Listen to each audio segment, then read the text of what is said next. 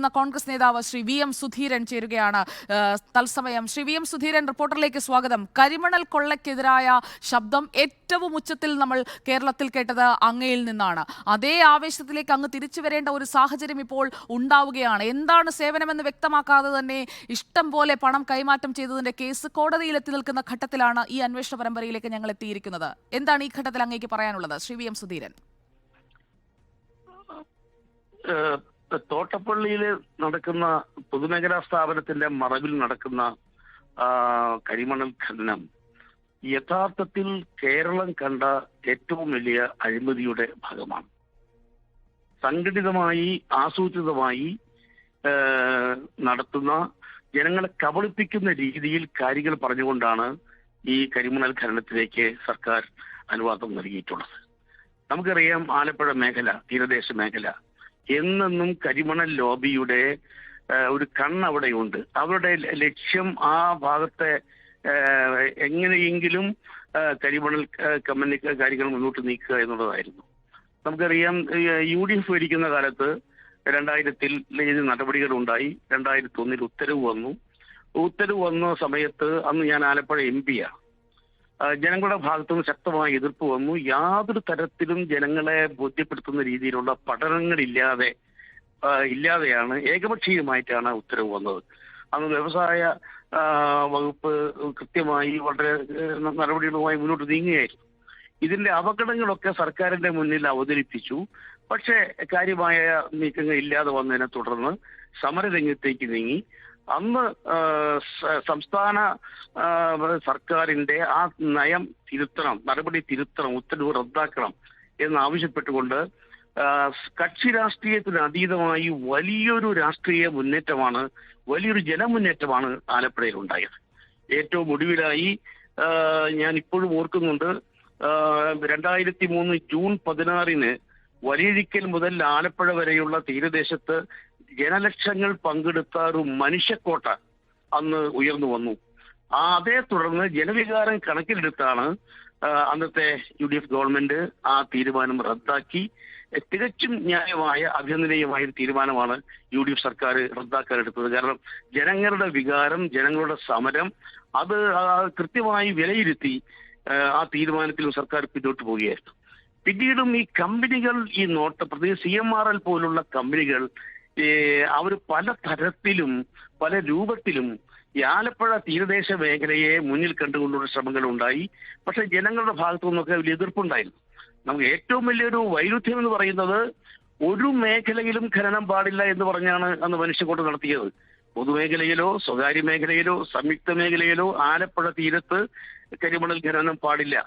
അന്ന് ആ സമരത്തിൽ സജീവമായി പങ്കെടുത്ത CPM സംസ്ഥാന സർക്കാരിനെ നയിക്കുന്ന ഈ സമയത്താണ് ഇപ്പോൾ കുതന്ത്രങ്ങൾ വഴിയായി ജനങ്ങളെ കബളിപ്പിച്ചുകൊണ്ട് ഈ കരിമണൽ ഖനനത്തിന് നടപടികളുമായി തോട്ടപ്പള്ളി വന്നിട്ടുള്ളത്, കരിമണൽ ഖനനം നടത്തിക്കൊണ്ടിരിക്കുന്നത്. അതിനോട് പറയുന്നത് വസ്തുതകൾക്ക് നിരക്കാത്ത കാര്യമാണ്. കുട്ടനാട്ടിലെ പ്രളയജലം പോകുന്നതിന് സുഗമമായ സംവിധാനം ഉണ്ടാക്കുക, വഴിയൊരുക്കുക, അതാണ് ഞങ്ങളുടെ ലക്ഷ്യം. അത് പറഞ്ഞാണ് ഈ അനുവാദം കൊടുത്തിട്ടുള്ളത്. നമുക്കെല്ലാവർക്കും അറിയാവുന്ന പോലെ കുട്ടനാട്ടിലെ പ്രളയജലം പുറത്തു പോകുന്ന കാര്യത്തിൽ നടപടി എടുക്കുകയാണെങ്കിൽ അതിനു വേണ്ട കാര്യങ്ങളൊന്നും സർക്കാർ ചെയ്യുന്നില്ല. ശ്രീ VM സുധീരൻ, അങ്ങ് പറഞ്ഞത് വളരെ ശരിയാണ്. പൊതുമേഖലാ സ്ഥാപനത്തിന്റെ പേരിൽ ഒപ്പം കുട്ടനാട്ടിലെ പ്രളയജലം പുറത്തേക്കൊഴുക്കുന്നതിന് സൗകര്യപ്പെടും. ഈ ആശയങ്ങളൊക്കെ മറയാക്കിക്കൊണ്ട് നടത്തുന്ന കള്ളക്കളികൾ, ഈ കരിമണൽ ഖനനത്തിന് വേണ്ടി തോട്ടപ്പള്ളിയിൽ സർക്കാർ പറയുന്ന വാദത്തിന്റെ പൊള്ളത്തരം, അത് തോട്ടപ്പള്ളി സ്പിൽവേയിലേക്കൊന്ന് നോക്കിയാൽ മതി. ആ പൊള്ളത്തരം ആർക്കും മനസ്സിലാകും. അതിന്റെ പ്രവർത്തനം അവതാളത്തിലായിട്ട് എത്രയോ നാളുകളായി. അങ്ങേക്കും അറിയാമല്ലോ, 40 ഷട്ടറുകളുടെയും കോർണർ ആംഗിളുകൾ തകരാറിലാണ്. 12 ഷട്ടറുകൾ ക്രെയിനിന്റെ സഹായത്തോടെയാണ് പ്രവർത്തിപ്പിക്കുന്നത്.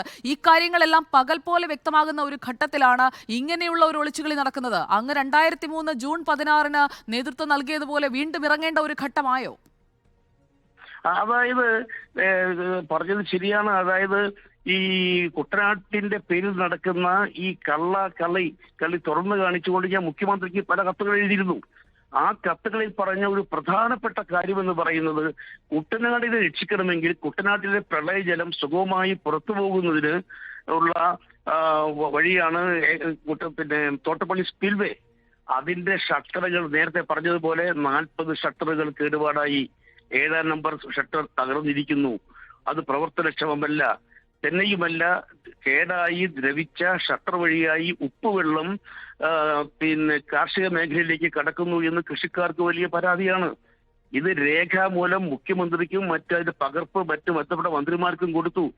ഒരു കാര്യത്തിലും ഈ കാര്യത്തിൽ തോട്ടപ്പള്ളി സ്പിൽവേ അത് നന്നാക്കുന്ന കേടുപാടുകൾ തീർക്കാൻ വേണ്ടി ഒരു നടപടിയും സ്വീകരിക്കുന്നില്ല. തന്നെയുമല്ല, കുട്ടനാടിനെ ചെയ്യണമെങ്കിൽ ഏറ്റവും പ്രധാന കാര്യം വിയ്യപുരത്തുനിന്ന് തോട്ടപ്പള്ളിയിലേക്ക് വരുന്ന ലീഡിംഗ് കനാലുണ്ട്. അതിലെ എക്കലും മണ്ണും നീക്കം ചെയ്ത് ജലനിർഗമനം നീരൊഴുക്ക് സുഗമമാക്കുക എന്നുള്ളതാണ് ഏറ്റവും പ്രധാനപ്പെട്ട ഒരു കാര്യം. രണ്ടാമത്തെ കാര്യം AC കനാലും അതുപോലെ മറ്റ് അനുബന്ധമായിട്ടുള്ള ആറുകളിലും തോടുകളിലും ഇടത്തോടുകളിലും വെള്ളം ശരിക്ക് പോകുന്നതിനുള്ള സൗകര്യം ഒരുക്കുക. മൂന്നാമത്തെ പ്രധാനപ്പെട്ട പോയിന്റ് തണ്ണീർമുക്കം ബണ്ട് വഴിയായി കുട്ടനാട്ടിലെ പ്രളയജലം പുറത്തു കളയുന്നതിന് വേണ്ട തടസ്സങ്ങൾ നീക്കുക, സുഗമമായി പോകുന്ന നടപടി സ്വീകരിക്കുക. പിന്നെ ഏറ്റവും പ്രധാനപ്പെട്ട കാര്യം മാധ്യമങ്ങളിൽ റിപ്പോർട്ട് ചെയ്തിട്ടുണ്ട്, വേമ്പനാട്ട് കായല് എക്കലും ചെളിയും നിറഞ്ഞ് വെള്ളത്തിന്റെ ആഴം വളരെ കുറഞ്ഞിരിക്കുകയാണ്. കുട്ടനാട്ടിൽ നിന്നും വെള്ളം പുറത്തു പോകാത്ത ഒരു തരത്തിലേക്ക്, വെള്ളം എടുക്കാത്ത തലത്തിലേക്ക് വേമ്പനാട്ട് കായൽ എത്തിയിരിക്കുന്നു. ഇങ്ങനെ അടിസ്ഥാനപരമായ പ്രശ്നങ്ങൾ നമുക്ക് എല്ലാവർക്കും അറിയാവുന്ന പോലെ 2019 ഒക്ടോബറിൽ സ്റ്റേറ്റ് പ്ലാനിംഗ് ബോർഡ് തയ്യാറാക്കിയ പ്രളയാനന്തര കുട്ടനാട് അവർ ഒരു റിപ്പോർട്ടുണ്ട്.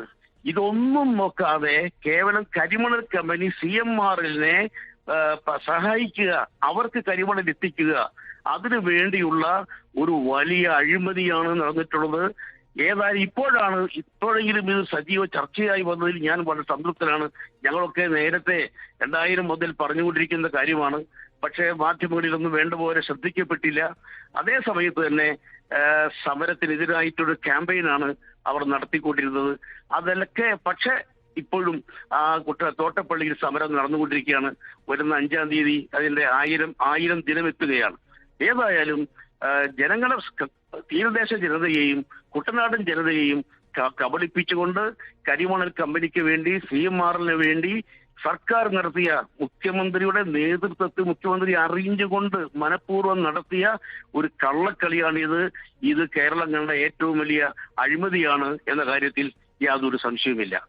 ഈ കുട്ടനാടിന്റെ രക്ഷയ്ക്ക് വേണ്ടി അങ്ങ് സൂചിപ്പിച്ചതുപോലെ ഒരുപാട് പഠന റിപ്പോർട്ടുകളൊക്കെ വന്നിട്ടുണ്ട്. അപ്പോൾ ആ റിപ്പോർട്ടുകൾ വരുമ്പോൾ മുതലക്കണ്ണീർ ഒഴുക്കും, മറുഭാഗത്തുകൂടി കമ്പനികൾക്ക് വേണ്ടി കരിമണൽ ഊറ്റിക്കൊടുക്കും.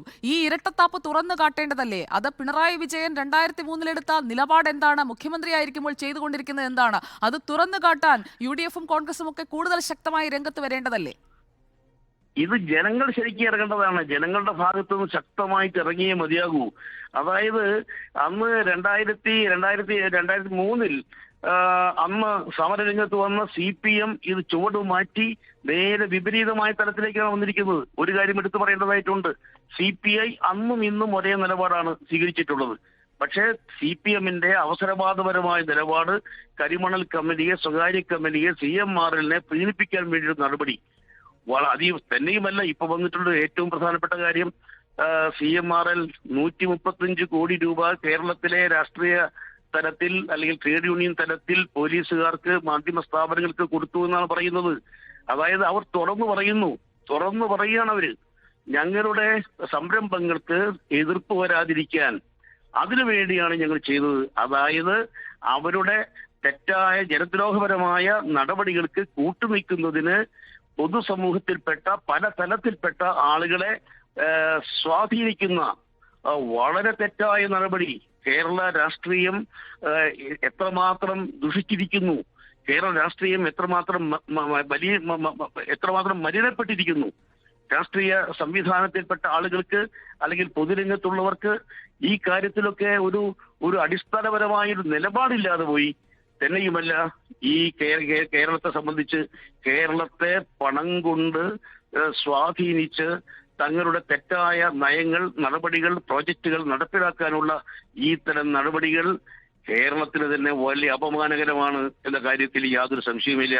അതിന് സംസ്ഥാന സർക്കാർ നഗ്നമായി കൂട്ടുനിൽക്കുന്നു എന്നുള്ളത്, പ്രത്യേകിച്ചും ഒരു കമ്മ്യൂണിസ്റ്റ് ഭരണകൂടം അവരുടെ മുൻകാല നേതാക്കന്മാർ പറഞ്ഞതിനൊക്കെ വ്യത്യസ്തമായ രീതിയിൽ ഇത് അഴിമതിയുടെ ഏറ്റവും വലിയ പ്രതീകമായി മാറിയിരിക്കുന്നു എന്നുള്ള കാര്യത്തിൽ ഒരു സംശയവുമില്ല.